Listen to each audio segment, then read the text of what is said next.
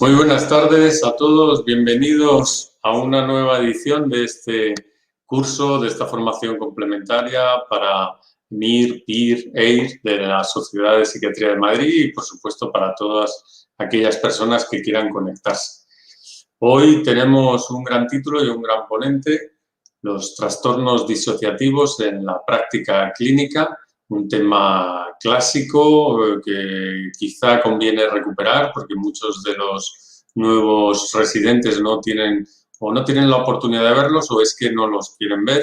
Estos casos que siguen estando ahí, como ahora nos comentará Luis Caballero. Luis Caballero es jefe de sección en el Hospital Universitario Puerta de Hierro, profesor asociado a la Universidad Autónoma, jefe de los servicios de psiquiatría de los hospitales HM de Madrid y, bueno, el jefe hoy de la charla y máximo mandatario de los trastornos disociativos. Por lo tanto, yo creo que es una gran oportunidad el tenerla aquí. Le doy las gracias por haber aceptado nuestra invitación y poder compartir con nosotros pues, todos sus conocimientos, que son muchos, referentes a este tema. Os recuerdo que luego al final de la charla podéis hacer preguntas. Yo creo que sabéis la forma de participar en el chat y Luis pues tendrá la amabilidad de ir respondiéndolas. Pues nada, muchas gracias Luis y adelante. Muy bien, pues nada, buenas tardes ahora. Para quien lo vea en otro momento, pues buenas noches o buenos días, dependiendo de cuándo la gente vea. Vamos primero a dar las gracias a la Sociedad de Psiquiatría de Madrid por esta invitación complementaria de formación para los residentes. Siempre es un placer compartir cosas que uno ha vivido mucho tiempo, muchos años, con gente que está empezando a conocerlas, a vivirlas. Y el título de esta presentación es Trastornos disociativos en la práctica clínica. Le he añadido un subtítulo que es el caso de los trastornos disociativos de la identidad, porque me parece que es como el buque insignia o el diagnóstico más importante dentro de esta categoría.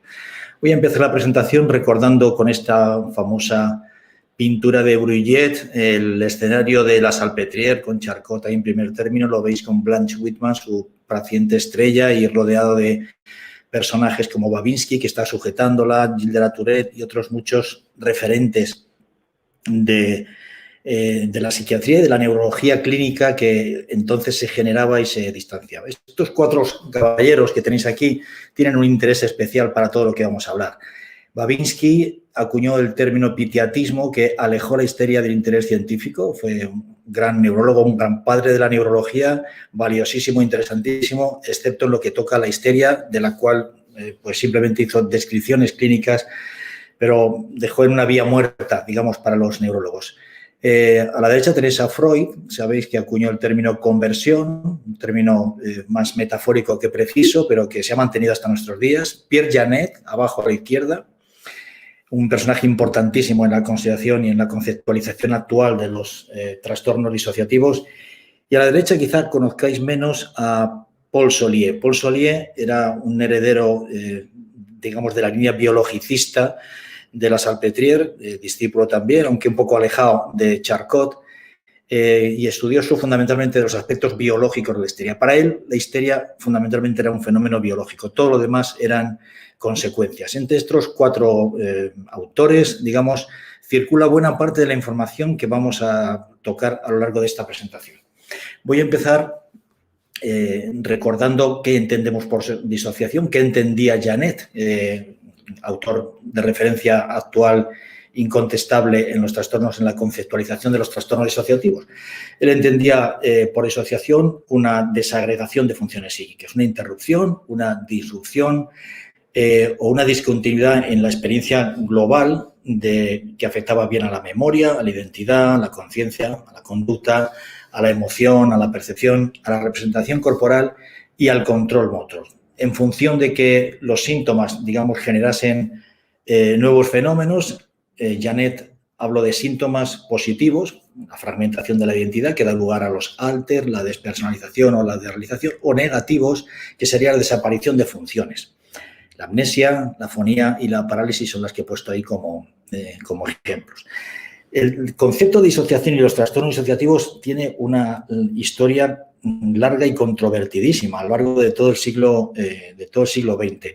He traído 2 artículos relativamente recientes para que veáis con este título tan provocativo que veis arriba.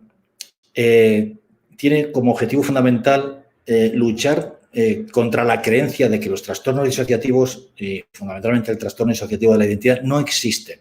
Frente a esa creencia, sostenida en parte por una hipótesis que es la hipótesis del síndrome de falsa memoria. Es decir, estos cuadros están producidos por traumas psicológicos o son síndromes de falsa memoria inducidas. Bueno, yo creo que a estas alturas del siglo puede afirmarse que hay pruebas múltiples de que los traumas psicológicos, sobre todo los precoces, están asociados a ciertos trastornos disociativos, fundamentalmente al trastorno disociativo de la identidad que vamos a ver aquí, y que casi no hay ninguna evidencia de que se puedan producir simplemente fantaseando, es decir, que sería la hipótesis psicoanalítica original, fantaseando esos abusos o esos traumas infantiles y movidos por la iatrogenia y por factores socioculturales. Los trastornos disociativos se han empezado a estudiar, todos los movimientos neojanetianos a partir de los años 80 del siglo pasado, y hoy tenemos, digamos, pruebas o evidencias de que los tratamientos mejoran los síntomas, incluidas las complicaciones, las conductas autodestructivas, terribles a veces en los trastornos disociativos. Y, como decía al principio, que hay una necesidad importante de combatir precisamente la creencia de que estos trastornos no existen. Esta otra publicación, también en la misma línea, trata de combatir 6 grandes mitos sobre los trastornos disociativos de la identidad en una revista también prestigiosa, y que resume de esta manera. Frente al mito de que el trastorno disociativo de la identidad fuese una moda, hay una evidencia sólida y creciente de que el trastorno disociativo de la identidad existe. Frente al mito de que es un diagnóstico fundamentalmente, digamos, utilizado en América del Norte por expertos que se han especializado en ellos y que los tienden a sobrediagnosticar, se presenta la evidencia de estudios por todo el mundo sobre estas con estas mismas características clínicas, Frente al mito de que el trastorno disociativo de la identidad es raro, se presentan estudios epidemiológicos tanto en población general como en poblaciones clínicas que indican su frecuencia. Fijaos, la prevalencia en población general prácticamente es superponible a la de la esquizofrenia.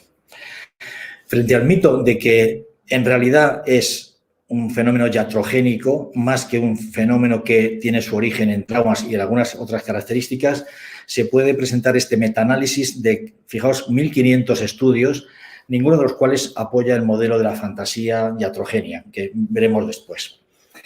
El quinto mito sería que en realidad el trastorno disociativo de la identidad es un trastorno límite de la personalidad. Y es verdad que son 2 diagnósticos que comparten o coinciden en muchos síntomas, pero son entidades que se pueden distinguir incluso discretamente. La despersonalización y la realización pueden ser muy similares en ambos trastornos, pero la amnesia y la confusión y la alteración de la identidad son claramente diferentes. Hay estudios también neurobiológicos que muestran con imágenes de resonancia magnética funcional la diferencia o, digamos, la peculiaridad de los trastornos disociativos de la identidad cuando están insertados en un trastorno límite de la personalidad o se asocian a él.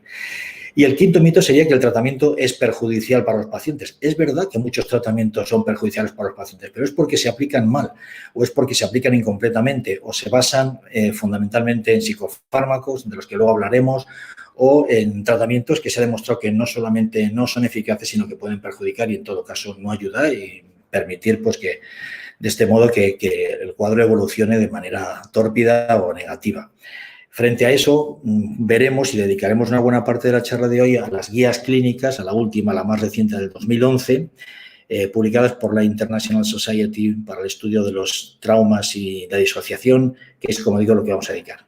Esta diapositiva la traigo aquí simplemente para aquellos que tengan interés en profundizar. Yo creo que este libro, dentro de la psiquiatría americana, vamos a decir, aunque hay algunos autores europeos también, pues seguramente es el libro más completo. Y un libro que muestra muy bien también el caos en que todavía uno se puede ver si lee. Hay muchos autores, muchas orientaciones y el resultado puede ser caótico si uno no es capaz de simplificar y de ver las cosas como yo pretendo hacerlo aquí o haceros ver, que es desde un punto de vista clínico para un psiquiatra generalista que afrontará sí o sí este tipo de casos prácticamente en cualquier ámbito asistencial en el que funcione. Os voy a recordar con esta diapositiva simplemente los trastornos disociativos del DSM-5. La amnesia, sabéis que ahora la fuga es un subtipo de la amnesia disociativa, los trastornos de despersonalización y desrealización, el trastorno disociativo de la identidad, al que dedicaremos prácticamente casi toda la charla, y luego otros bien especificados o no especificados. Pero fijaos que aquí ya aparece algo anómalo, que es que hay un trastorno de estrés postraumático que tiene un subtipo disociativos, punto 1. Punto 2. En los trastornos por síntomas neurológicos funcionales o disfuncionales, es decir, dentro de lo que serían los trastornos por síntomas somáticos, hay un cuadro que también tiene disociación y que originalmente, en la teoría janetiana, se consideró, digamos, no distinguía entre la disociación física y la disociación mental. Aquí tenéis esta, digamos, anomalía clasificatoria que se conserva en el DSM-5 y se conserva también, o mejor dicho, contrasta con el DSM-11 que vais a ver a continuación. Veis que aquí los trastornos disociativos incluyen solamente con los fenómenos mentales en el DSM-5, la amnesia, con fuga o sin ella, la identidad, lo que acabamos de contar, los trances. Pero, sin embargo, los trastornos conversivos, los trastornos neurológicos funcionales, los veis en los trastornos por síntomas físicos y relacionados en el DSM-5, como antes estaban en el DSM-4 en somatología. Primera anomalía porque la CIE-11 sigue conservando, igual que la CIE-10, el nicho conceptual de la histeria clásica, y ahí veis que en trastornos disociativos aparecen la amnesia, los trastornos neurológicos disociativos, es decir, la histeria monosintomática neurológica se incluye dentro de los trastornos disociativos, se supone que tienen una base neurobiológica parecida. En la clasificación más moderna, digamos, que es la clasificación, la 11ª edición de la Clasificación Internacional de las Enfermedades, junto con el trance, la posesión, un fenómeno que yo creo que es bienvenido, el de intrusión disociativa compleja, porque ahí pueden entrar estas psicosis disociativas que con mucha frecuencia también pues contemplamos con ciertas dudas también qué será esto, que no figura en el DSM, ¿no? La intrusión disociativa compleja. El trastorno disociativo de la identidad, la antigua personalidad múltiple, y también los secundarios a estrés, trazando ese puente que digo con los trastornos de estrés postraumático y con los síntomas de todo. Fijaos el estatus que tienen los trastornos disociativos ahí con digamos, con una vía abierta hacia los trastornos somáticos de conversión, antiguamente llamados de conversión, y por otro lado al estrés postraumático, considerado ahora una entidad diferente de los trastornos de ansiedad que versaban en las clasificaciones anteriores. Bueno, pero esto es un aspecto nada más. Digo que es un aspecto porque, en realidad, el trauma y la disociación son ubicuos en la psiquiatría general, son casi transdiagnósticos. Es decir, más allá de los síntomas más frecuentes, uno puede encontrar en prácticamente toda la psiquiatría general fenómenos de despersonalización, de desrealización, trances espontáneos, síntomas de primer rango. Pensar en esto, un tema muy importante. Durante años y años los síntomas de primer rango se consideraban casi patognomónicos de la esquizofrenia. Ahora los vais a ver precisamente, digamos, como sospechosos. Las pseudoalucinaciones, muchos fenómenos de pasividad, etcétera, como sospechosos de trastorno disociativo de la identidad. Y, desde luego, pues lagunas en el tiempo, con la fragmentación de ciertas conductas, fugas, ciertas amnesias infantiles. Todo eso, digamos, no lo encontramos en la parte clínica y son fenómenos disociativos. Ya veremos si primarios o simplemente asociados. Esta diapositiva es para recordaros, aunque lo sabéis, que existen instrumentos específicos. Los instrumentos para diagnóstico son muy importantes, tanto los de criba, como por ejemplo la TESS, la escala de experiencias disociativas, como las entrevistas estructuradas para precisar más el tipo de trastorno. Y son digamos, hay la última que viene en esta lista es la que propone precisamente el DSM para los trastornos disociativos, y son instrumentos muy útiles de los que hay que echar mano en aquellos pacientes en los que pensemos, porque muchas veces son síntomas bastante ocultos que o se exploran específicamente o corren el riesgo de pasar desapercibido. Aquí tenéis un ejemplo de la DES. La DES sería como el instrumento mínimo que tendríamos que tener en el cajón del despacho. Es decir, es una encuesta y dos versiones. Hay una versión del 86 y otra del 93 que se puntúan de manera diferente, pero esto no es el caso ahora. Hay también versiones abreviadas, una para adolescentes. Y para que os hagáis una idea, muy grosso modo, digamos, las puntuaciones más altas siempre son las que corresponden a los trastornos disociativos. Los trastornos de estrés postraumático también suelen puntuar muy alta y hay algunos de ellos que cursan con síntomas disociativos evidentes. Y otros diagnósticos psiquiátricos y los pacientes que no tienen diagnósticos psiquiátricos puntúan siempre en el rango más bajo. He traído un resumen de este artículo publicado hace 3 o 4 años además, un artículo interesante de Lysenko que justamente lo que hace es nada más que esto, es decir, recoge todo lo que se ha publicado con la escala DES en psiquiatría para hacer un metaanálisis, revisan hasta 1900 estudios originales, fijaos que son muchos, pensamos que son patologías a las que se dedica poca gente.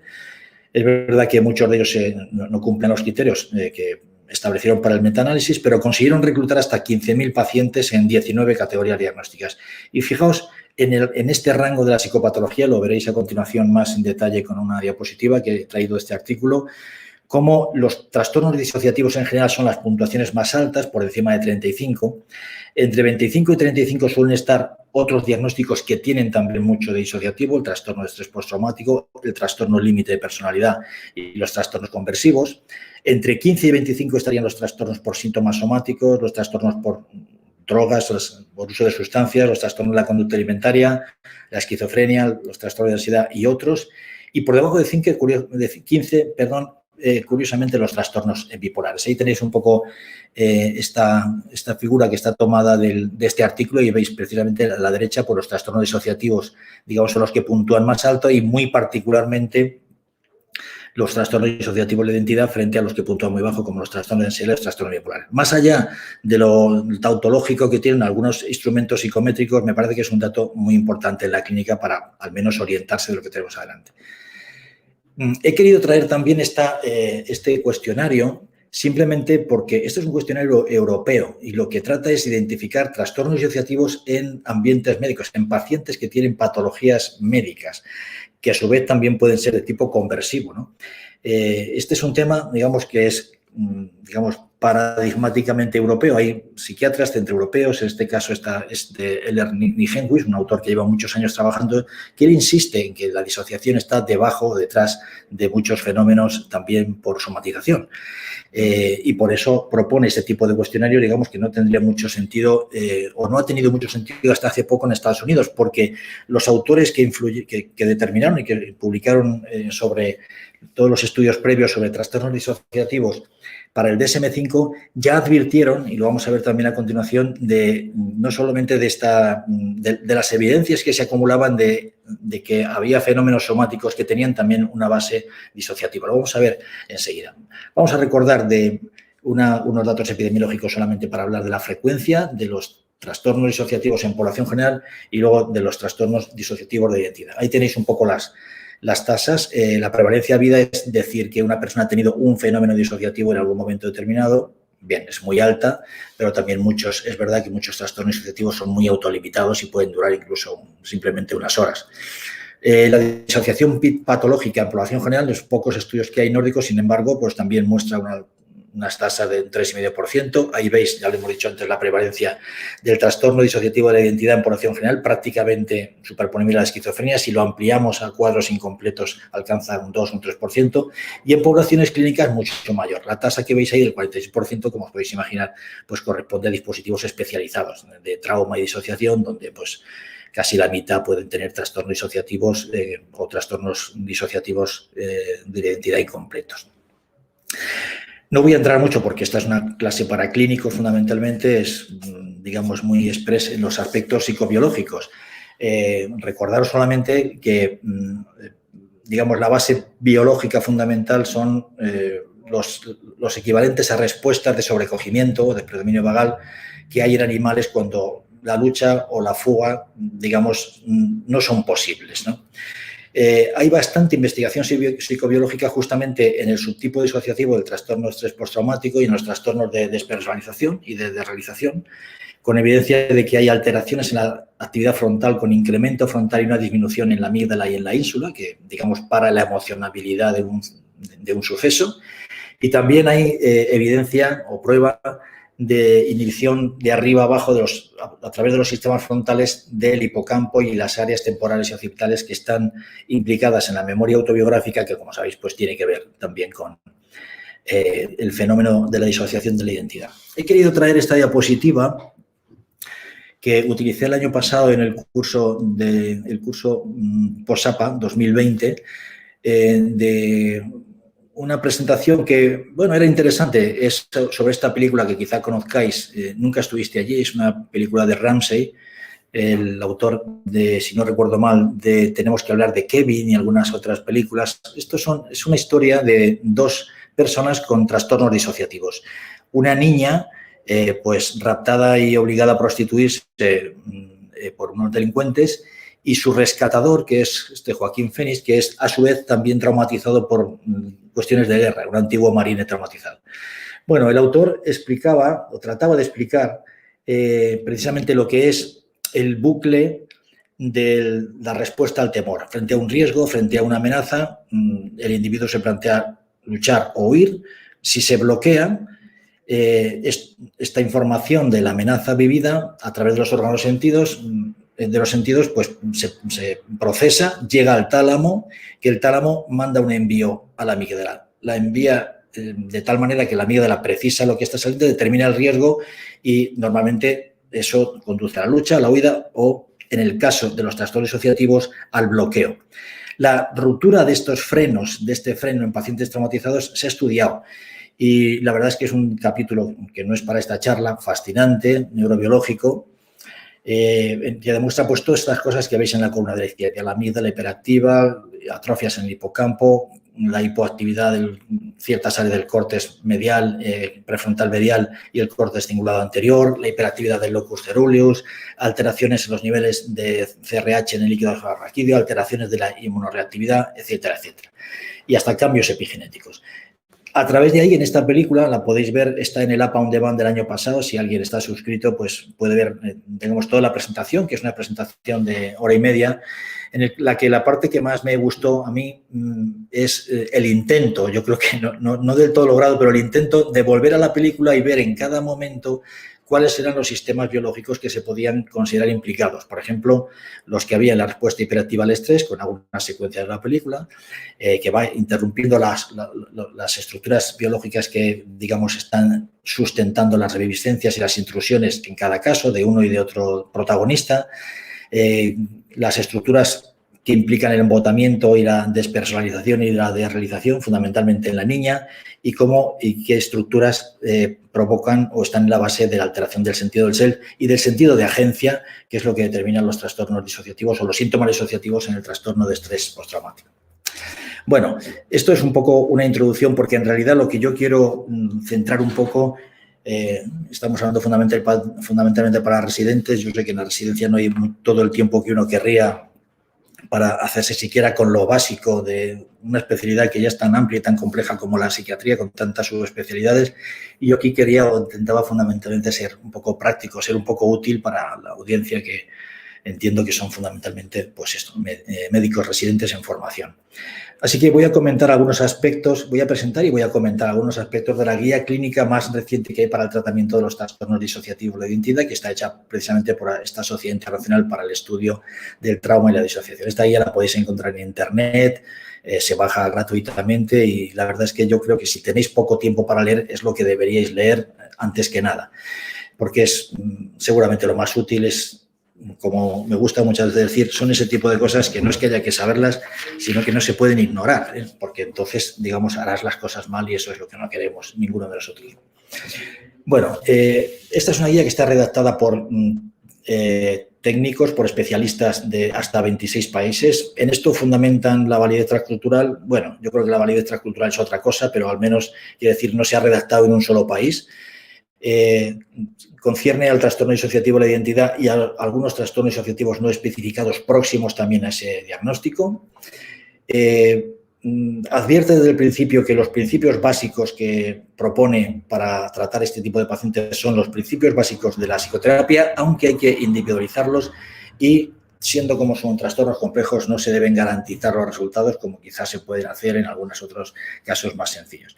Ahí tenéis las cifras que ya les hemos dicho antes de prevalencia, bastante, población general, pues hasta un 1%, son muchos pacientes en todo el mundo, más en las unidades psiquiátricas y más frecuentes en algunos entornos asistenciales, por ejemplo, en las unidades de drogodependencias o en los colectivos clínicos de trastornos de conducta alimentaria y en las unidades de adolescentes. Lo cual nos devuelve pues, a lo que hablábamos hace un momentito, la necesidad de utilizar instrumentos específicos para el diagnóstico y a ser conscientes de que buena parte del infradiagnóstico de este tipo de casos pues tiene que ver con la falta de instrucción de los clínicos generalistas. Luego veremos el otro problema que puede ser el sobrediagnóstico de los especialistas en esta patología.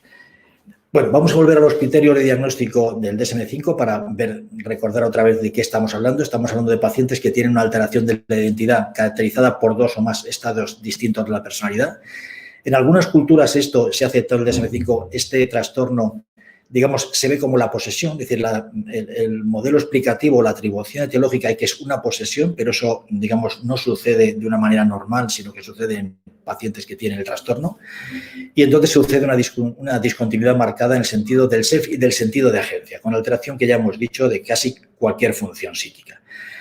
El criterio B es un criterio que quizás es más visible en la práctica general, que es el de fallos recurrentes, amnesias de acontecimientos diarios o de información personal que es importante y acontecimientos traumáticos relevantes para el paciente.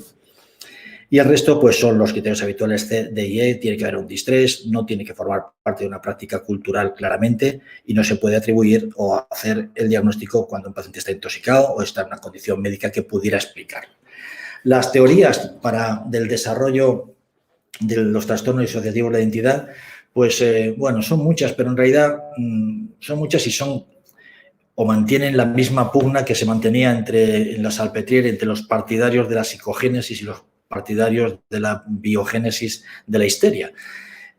Bueno, se acepta muy generalmente que estas identidades alternativas resultan de la incapacidad de algunos niños, sobre todo muy pequeños, de menores a 5 años, traumatizados para organizar un self unificado que les obliga o les lleva, por un mecanismo que la teoría no propone, a una fragmentación y un encapsulamiento primario que sirven para proteger el resto del desarrollo. De tal manera que los niños se van desarrollando aparentemente normal, pero como luego veremos, hay una parte que se queda disociada, que tiene una presencia, una entidad en la conciencia y en la conducta propia, que luego veremos.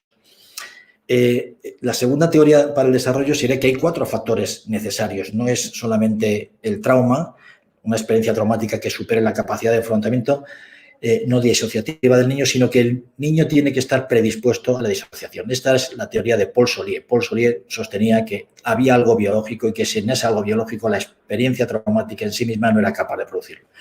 Luego tiene que haber una capacidad también de reestructurar secundaria dentro de esa disociación primaria de los abusos. Digamos, eso se elabora y construye personajes. Eso son lo que se llama las disociaciones secundarias y terciarias, y que además no haya una contención, que el entorno no sea capaz de reparar esas alteraciones. La teoría de la disociación estructural de la personalidad, muy europea, partiendo de Janet y Van der Haat, también, fijaos que recoge la hipótesis de la Salpêtrière, la hipótesis de Janet, que es que la histeria es algo, él decía, heredodegenerativo, biológico, que no tiene tratamiento, que él aplicaba allí la hipnosis, pero más bien de tipo experimental. Janet recoge eso y Janet comparte esa idea lo que pasa es que estudia los aspectos psicológicos y él habla de un fracaso básico. Él no niega, Janet, la existencia de un factor biológico que predispone, pero desde el punto de vista psicológico lo que existe es un fracaso en la integración de los sistemas de ideas y de función de la personalidad, que da lugar, en primer lugar, a una personalidad que es aparentemente normal, que es como vemos al paciente en su funcionamiento diario, más o menos normal, pero una personalidad organizada como tal, con sus respuestas, con sus afectos, con sus conductas, etcétera, que es una personalidad defensiva. El cuarto modelo, y es muy importante también que lo conozcáis o que lo tengamos en cuenta, es el modelo sociocognitivo. En realidad es un modelo alternativo a los demás, es el que sostiene que en realidad todo esto es un constructo y que son más bien las expectativas de los terapeutas, las expectativas culturales, incluso la influencia de los media, las que mantienen o generan casi iatrogénicamente este. Bueno, hoy yo creo que podemos decir, yo me acuerdo cuando empecé a estudiar estas cosas, esto no estaba ni medio claro y digamos que estaban empatadas las 2 teorías y todavía siguen publicándose y porque existen ese tipo de factores. Todo esto empezó fundamentalmente con el efecto de una película que todos conoceréis, Sibyl, una película de los años 70, que es un caso de personalidad múltiple y muchas que se han hecho después. Bueno, lo cierto es que hoy, como os dije al principio, puede decirse que no hay pruebas científicas de que simplemente las expectativas de los terapeutas y que los factores culturales y los media puedan fabricar, que puedan influir, desde luego que sí. Como sabemos que la cultura y el medio puede, digamos, hacer que se incremente la prevalencia, la presentación o la moda de un trastorno, pero no generarlos ex novo como tal. Sería el modelo sociocognitivo puro, ¿no? Bueno, vamos a aspectos prácticos. Vamos a hablar de la entrevista diagnóstica con un trastorno disociativo de identidad. Yo creo que esto es fundamental de recordar. ¿Qué es lo mínimo? ¿Qué es lo mínimo que tiene un residente que tener en la cabeza de los trastornos disociativos de la identidad? Bueno, pues lo mínimo es ser capaz, ante un paciente sospechoso, por los criterios que hemos planteado previamente, de ser capaz de preguntar al paciente si ha tenido episodios de amnesia o de fuga, de despersonalización, desrealización o de alteración o confusión de identidad. Estas preguntas son las que no se pueden dejar de hacer. Las entrevistas se pueden prolongar con ellos o pueden tomar un rumbo diferente del que quizás nosotros estamos dando a la exploración con un paciente con un trastorno de personalidad, límite o con una psicosis, pero en algún momento hay que colarlas. En algún momento, a poca sospecha que hay que colarlas. Hay que estar también pendiente de otras cosas que los pacientes también dicen.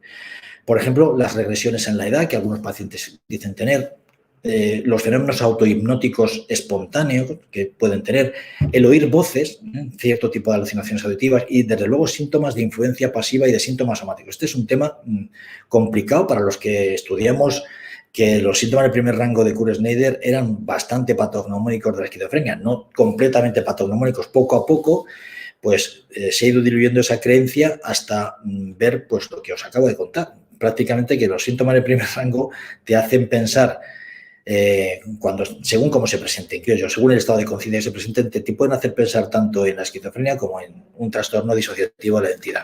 Luego hay manifestaciones en la conducta, cómo se presentan los pacientes, la postura que tienen, la indumentaria, la manera en que miran, se relacionan, cómo funciona la cognición, que también hacen sospechar. El clínico que está frente a un trastorno disociativo de identidad debe atender al lenguaje personal de cada identidad, porque es posible que ya en una primera entrevista y si no en la siguiente se manifiesten estos alter, y que estos alter pueden diferir incluso fisiológicamente en aspectos muy espectaculares, vamos a decir, desde la visión, la respuesta a medicamentos, la respuesta galvánica y la respuesta a distintas pruebas complementarias. En esta primera entrevista uno puede hacer al menos un diagnóstico de trastorno disociativo de identidad no confirmado, o sea, no especificado, si uno no tiene, digamos, instrumentos específicos, o porque la fragmentación que uno ha observado pues, es parcial o en una primera entrevista no lo ha visto. Volvemos a los instrumentos de diagnóstico. Hay entrevistas estructuradas que, si uno considera que el caso lo merece, pues puede utilizar, desde la de DIS o la del DSM-5. Hay instrumentos, si uno tiene menos tiempo, autoaplicados, instrumentos breves, autoaplicados. La propia DES es un instrumento más bien de criba que otra cosa. Incluso, pues, los que utilizan otros test también encuentran, digamos, sospecha en test clásicos como el Rorschach, el MMPI o el Milon de fenómenos disociativos que pueden poner en la pista al clínico. Hay que hacer un diagnóstico diferencial, obviamente. Los diagnósticos diferenciales yo creo que los he dividido de estas dos maneras. Hay que evitar los falsos negativos y hay que evitar los falsos positivos, como en todos los diagnósticos.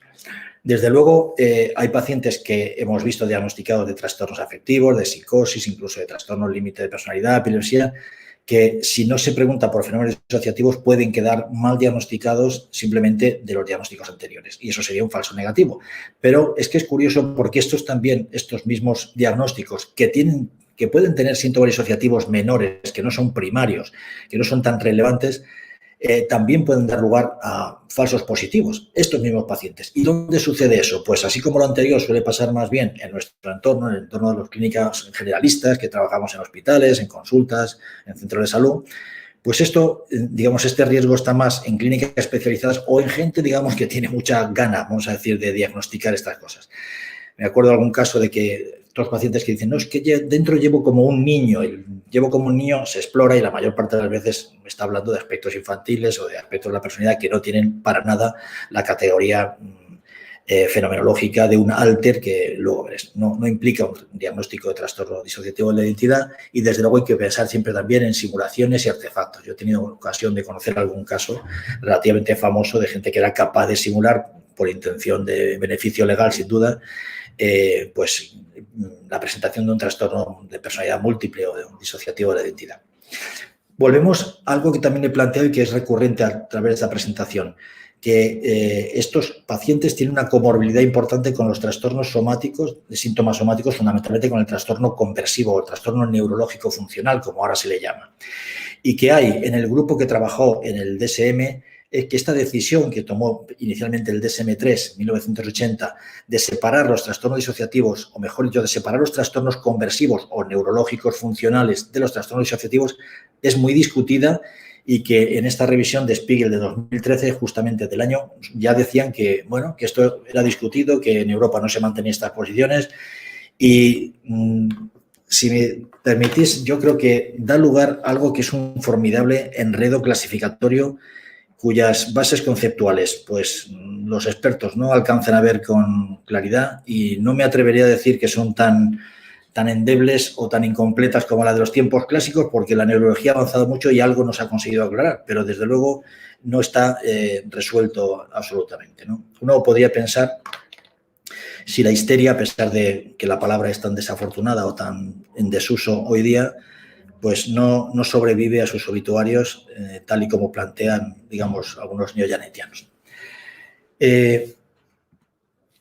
Ahora voy a presentar un caso clínico. Es un caso clínico propio, lo atendimos hace muchos años en la Clínica Puerta de Hierro, lo publicamos con 2 compañeras en el libro, en este tratado de psiquiatría que hicieron Julio Vallejo y Carmen Leal, que editaron en el capítulo de trastornos asociativos, que eran todos pacientes nuestros del servicio de psiquiatría con todos los diagnósticos, con cuadros de posesión, cuadros de amnesia, de fuga, de despersonalización, de realización, psicosis disociativas, una categoría que está en las no especificadas. Bueno, pues este es un caso bastante emblemático, lo estudiamos y aquí os lo voy a resumir simplemente para que tengáis un flash de cómo son estos pacientes. Esto era, y lo cuento muy telegráficamente, una mujer que cuando la atendimos por primera vez tenía 29 años, estaba casada y tenía ya 3 hijos. Como antecedente más relevante en la historia clínica repetida que se hizo en las urgencias es que había tenido un trastorno de conducta alimentaria atípico, que claramente hasta los 18 años, que consultó y se trató, bueno, de una manera un poco superficial, que se casó y que en el momento en que se casó se perdió la pista de ese trastorno porque no había una buena información.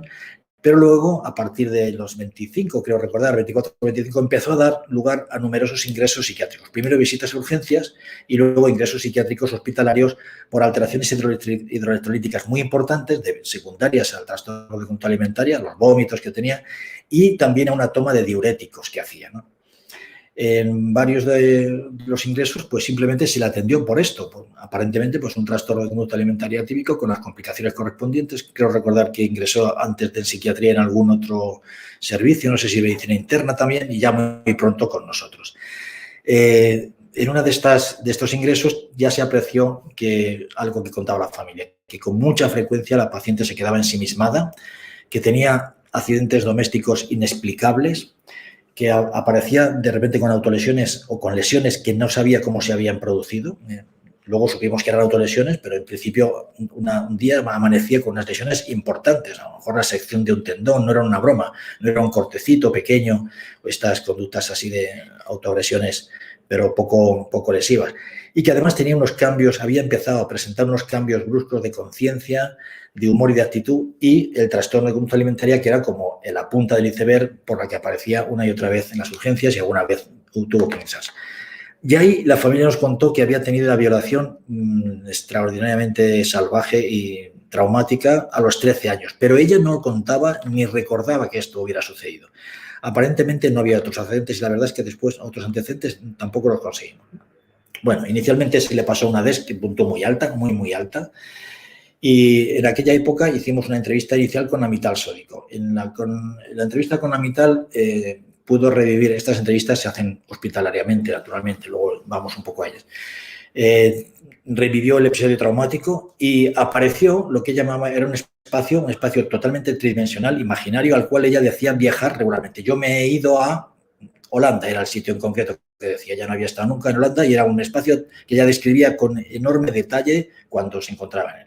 Entrevistas sucesivas, entrevistas clínicas y entrevistas en estado hipnótico manifestaron la presencia de 3 alters que se diferenciaban perfectamente por los nombres, las conductas, los hábitos, las reacciones emocionales, la amnesia que tenían unas de otras, de tal manera que hablaban unas de otras como en tercera persona sin aportar ningún tipo de detalles de los demás. Bueno, los alters, definidos después de varios ingresos y muchas observaciones de clínicos, de psiquiatras, del personal de enfermería, eran los siguientes y los he resumido aquí de la mejor manera que he sabido.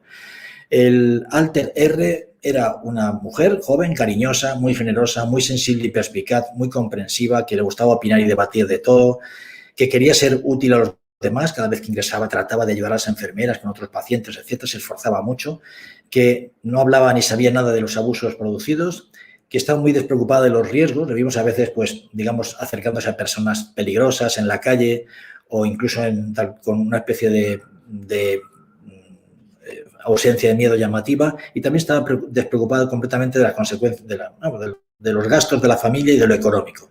Ella podía viajar a Holanda.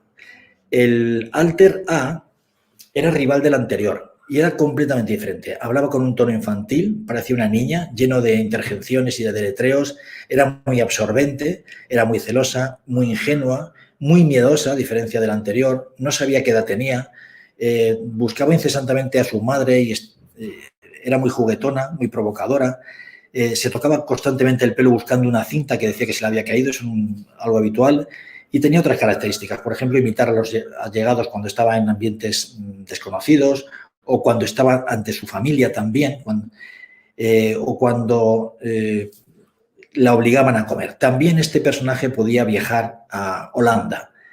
El tercer personaje era un personaje que surgía a través de un paso previo por el segundo. Y surgía siempre que ella se sentía atacada, acorralada o culpable, o cuando la ingresaban o cuando la obligaron a comer. Un problema porque ingresarla sabíamos que representaba, desde el punto de vista exterior, un empeoramiento, porque aparecía este personaje. Casi nadie la veía, por tanto, de manera ordinaria, era extraordinariamente envidiosa de las otras dos y muy agresiva con ellas. En las entrevistas hipnóticas o en los ingresos aparecía acompañado de cambios muy llamativos en el color de la piel y posiblemente en otras variables que nosotros en aquel momento no medimos, variables biológicas, quiero decir. Lo que más caracterizaba es que cuando estaba en este alter o cuando este alter era el dominante, pues se autoagredía sin miramientos, con cortes muy profundos en brazos, en caderas o lesiones genitales brutales también, pues del tipo de llenarse la vagina con clavos, con cuchillas de afeitar, con todo esto con siliconas o con cemento, etcétera. Y fundamentalmente su acción era boicotear la felicidad o las acciones que pudieran interesarle a los dos anteriores, que a su vez le tenían muchísimo temor porque la creían capaz de hacer mucho daño. Esto es lo que explicaba, que de repente aparecía una noche, pues se acostaba tranquilamente, pero aparecía, se despertaba y aparecía con unas autolesiones tremendas que muchas veces pues llevaron a ingresos en cirugía directamente antes de que nosotros pudiéramos volverla a atender. Este personaje no podía viajar a este espacio disociativo porque lo tenía prohibido. Bueno, aquí tenéis un caso como típico. Quizá otros no son tan completos como este y no me voy a entretener en contar el tratamiento y la evolución, salvo que vosotros queráis al final de este caso, porque me voy a centrar un poco en lo que se debe hacer cuando uno ve un caso como este. ¿Cuáles son los objetivos? Los objetivos según las guías clínicas. Bueno, los objetivos hay dos fundamentales. Uno es incrementar la comunicación y la coordinación de los alter al mayor nivel de integración o de armonía posible. Fijaos que esto es algo que ya en lo que uno no se piensa. Uno piensa, a ver si esto desaparece solo. No suele desaparecer solo porque está establecido y está estableciendo mucho tiempo atrás y eso no desaparece simplemente por la acción de un fármaco.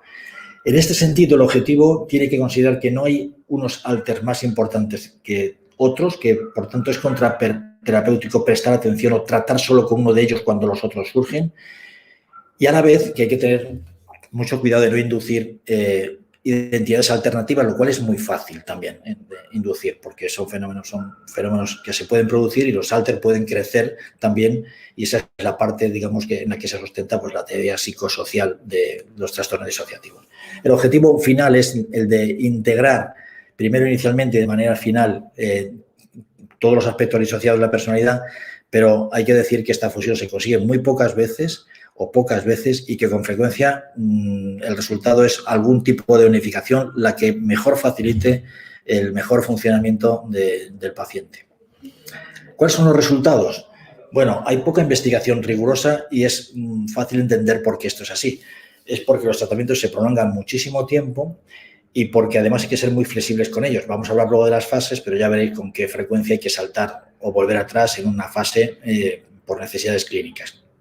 Sin embargo, hay muchos estudios de coste-efectividad, hay el metaanálisis que he citado, algunos metaanálisis, no el que he citado, sino otros. Algunos estudios naturalísticos internacionales que en conjunto muestran que hay pruebas de eficacia para el trastorno disociativo de identidad y para muchos de esos síntomas asociados que complican. Y que, por otro lado, es la intensidad y la adecuación del tratamiento a la especificidad la que produce los buenos resultados y que se puede hacer mucha iatrogenia si eso no se contempla. El abordaje que propone la guía, que es muy janetiana, como os digo, esta guía que os he aconsejado bajaros, pues es un abordaje en 3 fases. Son 3 fases, bueno, que no son estancas, como podéis imaginar, una no termina y empieza la otra y termina y empieza la tercera, pero que sirven, digamos, para amueblar la cabeza frente a lo que tenemos delante. En la primera se trata de establecer la seguridad, estabilizar y reducir los síntomas de la paciente o del paciente. En la segunda hay que confrontar y elaborar la integración de las memorias traumáticas y hay una tercera que trata de integrar la identidad, al menos unificarla al mayor nivel posible y de rehabilitar al paciente en las limitaciones que tenga. Vamos a comentar cada una de las 3 fases y luego qué instrumentos se pueden utilizar para. En la primera fase, que es la de asegurar, estabilizar y reducir los síntomas, se trata de establecer una alianza terapéutica, complicado con estos pacientes. Hay que hacer mucha psicoeducación hasta que los pacientes se enteran de qué es exactamente lo que tiene y presentarles el proceso terapéutico que uno pretende. El primer paso es la seguridad y el manejo de los síntomas. Hay que controlar las conductas de riesgo, incluido el suicidio, las autoagresiones. Hay que analizar las conductas constructivas que nos pueden servir para neutralizar un poco lo anterior, establecer, al menos inicialmente, qué relación hay entre los alters, como la que hemos visto en el caso que os he presentado, y desde luego hacer y utilizar manejo del cuando existe un trastorno por consumo de sustancia o trastorno de conducta alimentaria o incluso algunos otros síntomas, ya requieren desde el principio tratamientos específicos que se complican sistemáticamente por la presencia del trastorno disociativo de identidad, que a veces es un auténtico boicot para el tratamiento o para los objetivos del resto de los síntomas. No es raro que haya que tener contacto con agentes sociales y, desde luego, hay que prevenir de la violencia doméstica. En el caso de esta paciente que os acabo de contar, era un caso paradigmático. Y también decidir el nivel de restricción en el que uno puede tratar al paciente de manera inicial, ¿no? En segundo lugar, hay que empezar a identificar y a trabajar con las identidades alternativas que aquí vamos a llamar los alters, ¿no? Para empezar, el paciente tiene que tener una mínima conciencia de esta realidad compartida con el profesional y cooperar con ellos. Ignorarlas, repito, ignorar esta realidad es muy contraterapéutico. Es fijarse solamente en un aspecto y exponerse a tener un boicot sistemático por parte de otros alters cuando están bien organizados. Cuando se ha establecido ya la alianza terapéutica y hay una cierta confianza y uno piensa que puede trabajar, pues no hay que subestimar las dificultades porque es habitual que la reactivación de la transferencia traumática, bien abierta, bien encubierta, boicotee a través de esta estructura disociada, pues los mejores intentos y las mejores técnicas que los profesionales podamos poner, digamos, para aliviar a los pacientes. La segunda fase, que es una fase central, una vez que uno ha conseguido como preparar la intervención, se trata de evocar, de tolerar, de procesar e de integrar estos acontecimientos traumáticos del pasado, para lo cual hay que fomentar la reacción, luego veremos cómo, pero hay que planificarla muy cuidadosamente. Las entrevistas pueden ser del tipo que uno quiera, pueden ser hipnóticas, pueden ser entrevistas convencionales, puede utilizarse MDR o puede utilizarse mindfulness, pero tiene que estar muy bien planificada por gente que lo sabe hacer y que además tiene que estar dispuesta a enlentecer o a dar un paso atrás si comprueba, pues de repente que las cosas no van bien y que uno está ayudando al paciente y que el paciente no es dueño de lo que sucede, sino que está envuelto en una situación disociativa.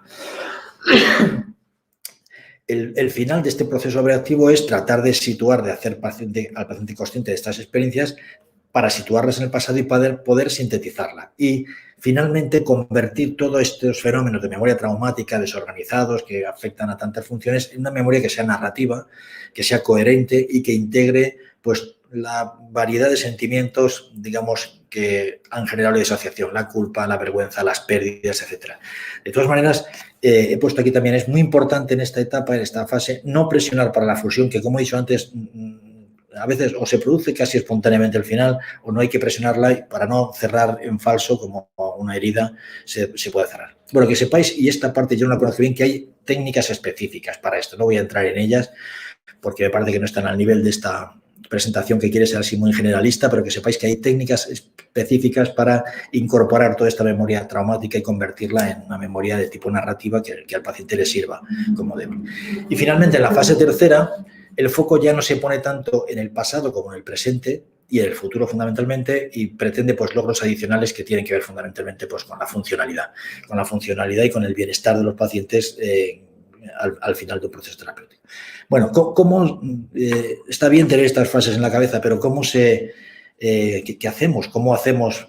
¿Qué tipo de técnica se puede utilizar? Se ha utilizado de todo y las guías clínicas recogen los resultados con cada una de estas cosas. Ahí ves desde el tratamiento ambulatorio hasta tratamientos en régimen de ingreso, hospitalización parcial, el uso de los psicofármacos, la hipnosis como facilitador, el MDR, las terapias expresivas y de rehabilitación, la psicoterapia sensorimotoria, el TEC, hablaremos un poquito del también, y las entrevistas con fármacos. Vamos a ir a cada una de ellas y trataré un poco de comentar, digamos, las ventajas y las limitaciones de cada una de estas técnicas. El tratamiento ambulatorio, el tratamiento, digamos, más básico, elemental, es una psicoterapia individual que tiene una frecuencia variable, pero que nunca puede ser menos de una vez por semana, nunca, y con frecuencia más, 2 y hasta 3 veces por semana en algunos periodos. La duración es larga, lamentablemente es así, con frecuencia años, variable, pero desde luego los que nosotros hemos tratado, los que yo he participado, no conozco, no recuerdo ninguno que se haya resuelto, le hayamos podido ayudar mínimamente, si no es después de 2 o 3 años de tratamiento continuado.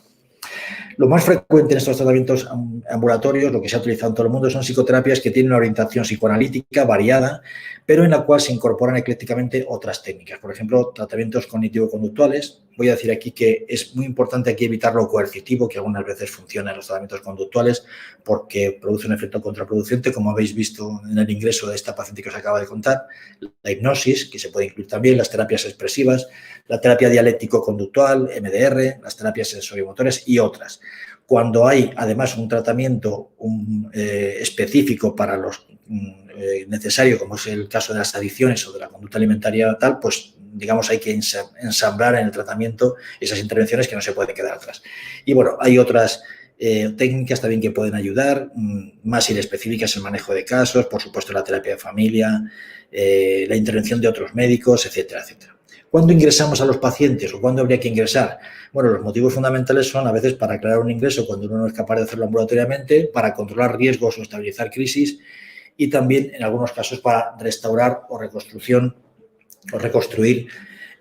algunas de las capacidades perdidas del paciente o no aprendidas por el paciente. Algunas advertencias acerca de los ingresos hospitalarios que son estas cosas que no se deben ignorar. Primero que en estos pacientes las restricciones, en todos, pero en estos las restricciones y las sujeciones suelen ser traumatizantes. Eso no quiere decir que no se puedan poner, pero hay que ser conscientes de que suelen ser traumatizantes.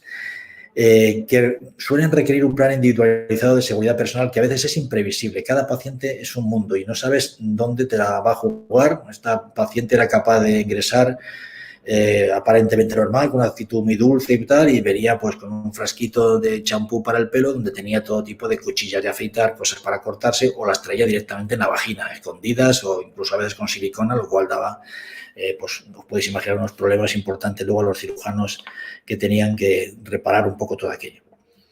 Podemos utilizar medicación para ansiedad o para la agitación o para otros diagnósticos concurrentes, pero no hay un tratamiento farmacológico específico. Hay unidades específicas para trauma y disociación, pero esta es una charla a nivel de los generalistas y yo creo que no vamos a entrar mucho ahí. Los hospitales parciales son, como para otras patologías, pasos siguientes o posteriores a los ingresos hospitalarios y tienen también, digamos, una función específica sobre a veces se puede trabajar los trastornos por trauma, el manejo de los síntomas, entrenamiento en relaciones y otras habilidades que se activan en los hospitales de día, los hospitales parciales o de tardes, pues son también útiles. Hay programas residenciales especializados en traumas graves, que yo creo que en nuestro país hay poco o nada, programas residenciales como tal. Y una advertencia con respecto a los grupos que también hemos experimentado, todos nos hemos dedicado un poco a esto, es que estos pacientes no suelen ir bien en grupos heterogéneos. No suelen ir bien. De hecho, los eluden. O sea, siempre faltan. Los pacientes no se integran bien aquí. No es un tratamiento primario, podríamos decir, para el trastorno disociativo de la identidad, con algunas excepciones. Por ejemplo, pues los programas de 12 pasos, si existe un trastorno por consumo de sustancias, alcoholismo, etcétera, etcétera, podrían servir. Pero fuera de eso, son pacientes que, digamos, se integran muy mal en grupos con otro tipo de pacientes. Los psicofármacos no son un tratamiento primario, son meramente coadyuvantes. Lo que sabemos de ellos es muy empírico o se ha extrapolado de la investigación del trastorno de estrés postraumático, que conocéis y que yo no voy a repetir aquí. Obviamente, las condiciones comórbidas cuando tiene un tratamiento farmacológico se puede hacer y no hay que olvidar nunca los riesgos. Uno, primero, que hay un incumplimiento. Esta organización del alter es un factor importante para el incumplimiento terapéutico y que con muchísima frecuencia estos pacientes son objeto de polifarmacia injustificada. No es raro que estos pacientes aparezcan en los servicios de psiquiatría, en los hospitales, con un tratamiento a la desesperada, con varios antipsicóticos, antidepresivos, ansiolíticos, un poco de todo. Yo casi me atrevería a decir que cuando se ve tantas cosas hay que pensar que el diagnóstico está equivocado y que a lo mejor una de las cosas que se ha dejado de valorar es la posibilidad de que haya un trastorno disociativo. Bueno, no voy a entrar en hablar de los fármacos, no hay ensayos clínicos y cualquier fármaco se puede utilizar siempre que se haga con criterio y uno pueda explicar para qué lo hace, fundamentalmente por esos dos motivos, para limitar la hiperactivación o los síntomas intrusivos del trastorno de estrés postraumático y para el tratamiento de condiciones comórbidas. Quizá una advertencia merece la pena hacer que los antipsicóticos que se han probado de segunda generación son especialmente poco útiles en este tipo de alucinaciones multimodales que tienen este tipo de pacientes. No responden. Y también me atrevería a decir, cuando un paciente con alucinaciones y delirios claros no responde nada antipsicótico de segunda generación, uno de los replanteamientos diagnósticos que había que hacer es que haya un fenómeno disociativo porque paradigmáticamente también no suelen responder. La hipnosis tiene muchísima literatura clásica. Los trastornos disociativos de la identidad, para empezar, son más hipnotizables. Aquí estamos con el problema original. Para Charcot, la hipnosis no era más que un síntoma de la histeria, no era más que eso. Para la escuela de Nancy, la hipnosis se convirtió después en un procedimiento terapéutico que servía para todo tipo de fenómenos y para todo tipo de trastornos no psiquiátricos y psiquiátricos también. Entonces hay que tener en cuenta que algunos de los pacientes por fenómenos de autohipnosis presentan justamente fenómenos hipnóticos que pueden suceder con o sin inducción formal.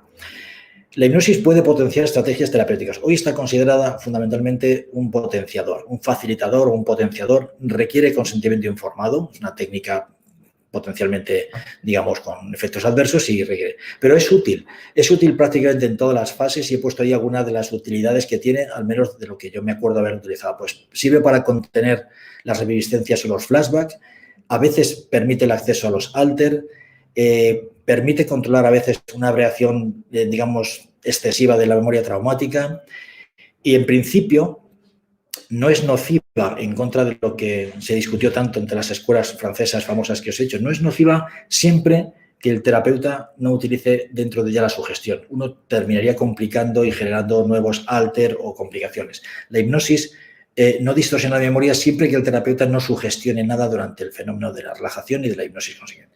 En todo caso, yo creo que conviene ser consciente de esta controversia que arrastramos desde finales del siglo XIX y que todavía persiste en nuestro medio. Es decir, que la gente, si preguntamos, no hace tanto hicimos una encuesta, pues, digamos, encontramos gente que está más, digamos, en la línea de la escuela de París, pensando que la hipnosis es una técnica que es más bien perjudicial, que es lo que pensaba Solier realmente, y otros que pensaban que todo lo contrario y que hay que aprender a utilizarla, pero que la hipnosis es muy útil en la hipnosis. Bueno, esto es una pequeña cuña publicitaria que me he permitido traer porque no hace nada que he publicado este librito que se llama Un regalo de Julia, un breve ensayo a propósito de un caso de histeria e hipnosis. Es un caso de histeria e hipnosis de principios del siglo XX, tratado justamente con hipnosis y en la discusión subsecuente que hubo acerca de si la hipnosis era un procedimiento terapéutico o era un procedimiento iatrogénico entre primero unos médicos españoles y luego médicos muy importantes europeos, entre otros Janet,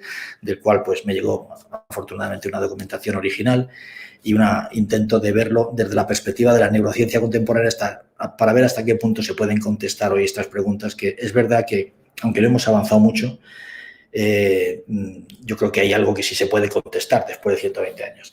Aquí tenéis un esquemita muy sencillo de precisamente cómo, bueno, es para, no sabía si traer esto o no, pero lo voy a comentar. Sí, es para que veáis cómo un proceso fisiológico normal en que una emoción suele estar filtrado o controlado ejecutivamente por el lóbulo frontal y eso da lugar a una conducta motora, pero cuando el control ejecutivo falla, cuando falla ese control de arriba abajo, la emoción se puede transformar directamente en respuestas motoras. Sería un esquema para entender justamente los trastornos motores o sensoriales de las crisis psicógenas no epilépticas o de los trastornos funcionales motores que están incluidos todavía en la CIE-10 en el capítulo de trastornos disociativos y en el DSM-4 pues en el trastorno, como os decía antes. Me voy a saltar esta diapositiva, que sería entrar un poquito en esa neurobiología de la que os he hablado, pero bueno, si alguien tiene interés en el libro puede encontrar más información sobre cómo influyen las redes de saliencia, las redes ejecutivas centrales y la red por defecto en la hipnosis y qué podemos aprender de esto, de lo que sabemos de la hipnosis, para trasladarlo al conocimiento de los trastornos disociativos de la histeria. Bueno, con lo que respecta a MDR, que sabéis que es una técnica muy de moda, por decirlo así, la indicación original, la indicación que hizo Shapiro, era para el trastorno de estrés postraumático no complicado. Hubo un uso precoz, que recuerdo, que de la técnica de MDR, de la técnica estándar precoz, eso de armar una diana y bueno, seguramente que lo conocéis, y trabajar un poco los elementos cognitivos, sensoriales y emocionales mediante la técnica esta reactiva de MDR, que dio lugar a problemas clínicos serios, fundamentalmente porque rompía barreras que hay entre los halter de una manera brusca, generaba fenómenos de inundación y desestabilizaba muchísimo a los pacientes. Eso comprobó que los protocolos convencionales no sirven, pero desde luego algunos protocolos adaptados sí que permiten contemplarla como una técnica coadyuvante junto a la hipnosis y a otras, que es una técnica desde el punto de vista neurológico bastante diferente, MDR, que la hipnosis, ¿no?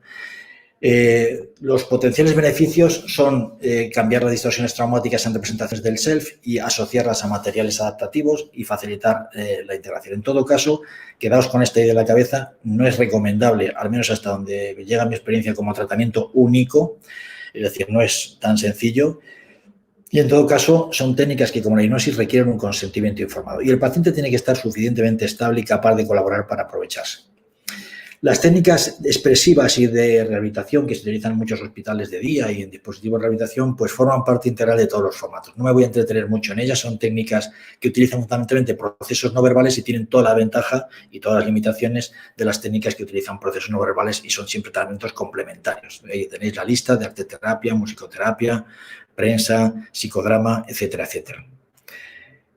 Bueno, muy brevemente también os señalaré que intervenciones de tipo sensorio-motor, combinadas con técnicas verbales tradicionales, también facilitan muchas veces la integración prácticamente en todas las fases del tratamiento. En la fase 1, por ejemplo, aprender ciertas habilidades corporales para facilitar la reducción de los síntomas y la estabilidad. En la fase 2, para proteger la estabilidad corporal durante la integración, a veces muy dolorosa, de las memorias traumáticas.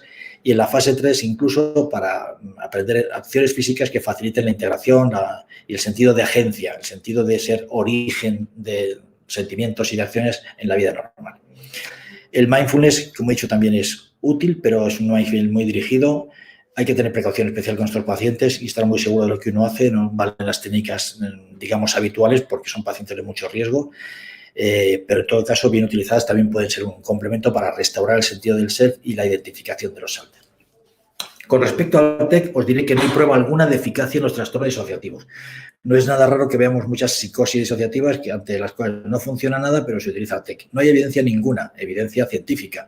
Otra cosa es lo que piensen los clínicos, pero evidencia científica no hay ninguna, salvo en los casos en los que hay una depresión refractaria, naturalmente. No solo eso, sino que además en los TEC, y he vivido un caso reciente, el problema es que la alteración de la memoria, digamos, puede complicarse porque a la memoria disociativa alterada se superpone la alteración de la memoria a corto plazo que produce muchas veces el TEC.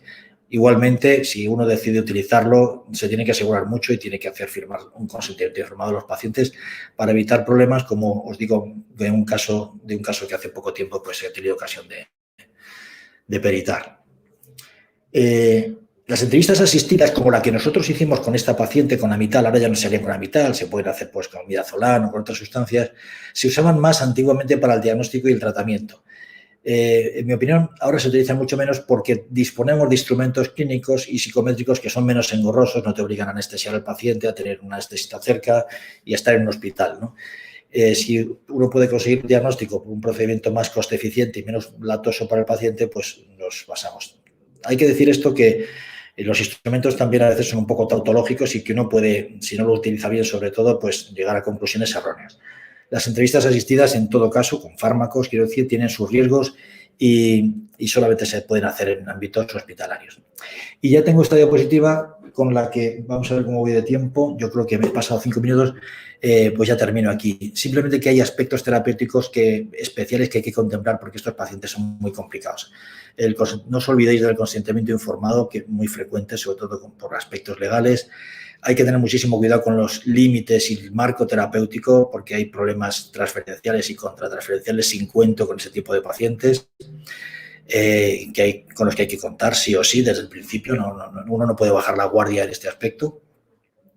Hay también que tener cuidado con la existencia de la validez de las memorias de abuso infantil y la creación de pseudomemorias. Aquí también un consejo para los clínicos. Los clínicos no somos detectives, no somos investigadores, no es nuestra misión. Si tienes una información adicional y puedes saber si lo que te están contando es verdad o es una pseudomemoria, pues estupendo, pero la tarea es mantener una actitud neutral y escuchar lo que el paciente te diga, aunque estés convencido de que lo que te están contando, pues, digamos, es una pseudomemoria. Te lo han contado, lo pones encima de la mesa, ya veremos dónde y cómo lo utilizamos, ¿no? Ten en cuenta también que muchos de estos pacientes, desgraciadamente, están implicados en abusos y son víctimas de abusos organizados. Es muy frecuente, sobre todo los que están más traumatizados y a veces, digamos, relacionados con delincuentes, que la relación con los media es problemática con frecuencia y que hay muchas posibilidades de explotación de estos, precisamente por el protagonismo que tienen y por la necesidad que tienen los medios a veces de mejorar sus audiencias. Que hay aspectos filosóficos, espirituales o religiosos que pueden ayudar a profundizar y anclar, digamos, a los pacientes en sus estilos de vida, pero que tienen también el riesgo de que trasladar ahí o de imponer o de sugestionar al paciente con ideas que no proceden de ellos, y que hay que tener un cuidado especial también con estos pacientes porque muchos de ellos, como nuestra paciente, tenían niños. No voy a contar esto porque me he quedado sin tiempo, pero hay un riesgo potencial de negligencia o de abuso de hijos, que a su vez también en muchas ocasiones son elementos fundamentales para la estabilidad de los pacientes y ahí veis un ejemplo más de las dificultades que os vais a enfrentar cuando asumáis tratamiento, sobre todo a largo plazo, de uno de estos pacientes. Y esto es todo. Muchas gracias. Y yo creo que ahora, si cierro esta presentación, podemos dar lugar a algún turno de preguntas, si es que... Muchas gracias, Luis.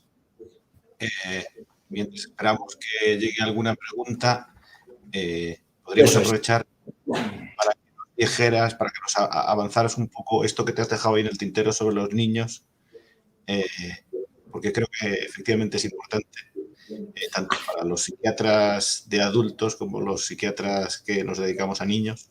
Sí. Pues mira, yo creo que cada caso, de los que yo recuerdo de haber atendido, cada caso tiene que ser evaluado individualmente. Concretamente, esta paciente de la que he hablado es una mujer que tenía un funcionamiento razonablemente unificado, a pesar de que era una paciente tan grave como os acabo de decir, gracias a que se ocupaba de sus hijos.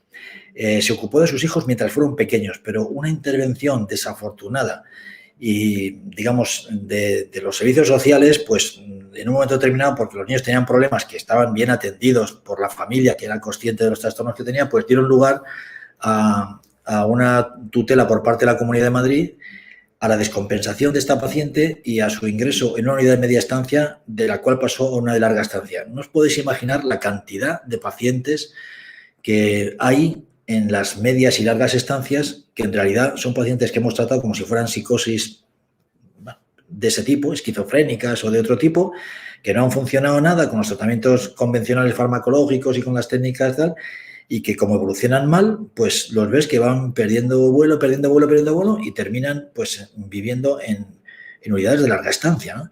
El caso de esta mujer pues fue así. Es decir, es verdad que no tenía una vida normal, pero tenía una vida. y la tuvo durante muchísimos años, ¿no? Y es verdad que hay que proteger a los niños, desde luego, pero yo creo que en este caso estaban protegidos. Tenían la madre que tenían, pero el resto de la familia estaban pendientes y creo que lo que no sé si fue bueno para los niños, desde luego fue pésimo para la madre, porque acabó con el equilibrio de 7, 8 años que había tenido después de mucho esfuerzo también y mucho consumo de recursos por parte nuestra, ¿no? Por parte del equipo.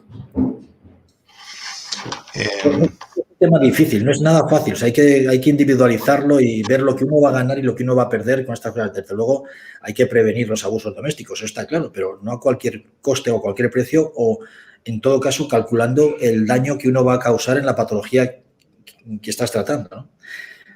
En el caso que os digo, pues bueno, pasó que no hubo la comunicación que debería entre las personas que tomaron aquella decisión y el equipo que había tratado a esta paciente.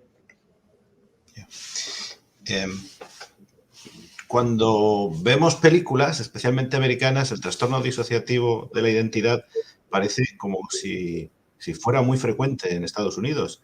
Y aquí no sé si es que nos pasa por delante y no lo vemos o que la cultura influye en su aparición. Es un tema que siempre me llama la atención. Entonces, aprovecho que tengo la palabra para preguntártelo. Sí, pues la verdad es que yo tampoco te puedo contestar con toda precisión. Yo creo que las dos cosas son verdad. Yo creo que todo lo que se pone de moda y pasa por Hollywood, pues tiene una representación y tiene una vigencia, pero los estudios epidemiológicos que hay son serios. Hay estudios en 29 países y yo creo que hay muchos. Es verdad que hay países, seguramente como el nuestro, en el que el problema es más el infradiagnóstico que el sobrediagnóstico. Yo no creo que haya muchos pacientes diagnosticados de trastorno disociativo de la identidad en falsos positivos y, sin embargo, sí creo que hay muchos falsos negativos. Lo digo desde el lugar que trabajo, un hospital y luego una red de servicios también compleja, y vemos más pacientes que no están diagnosticados que lo contrario. De manera que yo creo que, así desde el punto de vista de la salud pública y de nuestro país, me preocuparía más de indagar sobre los casos que lo diagnosticamos que de los posibles falsos positivos. Es verdad que es una especie de... El trastorno disociativo de la identidad o la antigua personalidad múltiple, mucha gente pensaba que era una especie de buque fantasma que iba por la literatura y que estaba ahí, estaba en el cine y en la literatura, pero que no existía. Yo creo que, aunque haya algo de eso, de la popularidad que le ha dado a los medios, lo que nos concierne como psiquiatras es que son diagnósticos que están infrautilizados. Hay muchos pacientes que, bien diagnosticados y sobre todo bien tratados, posiblemente se mejorarían y no tendrían la evolución tórpida que tienen muchos de ellos, ¿no? en nuestro medio. Muy bien, pues mil gracias, muy interesante. Hemos aprendido mucho, yo especialmente. Espero volver a oírte pronto.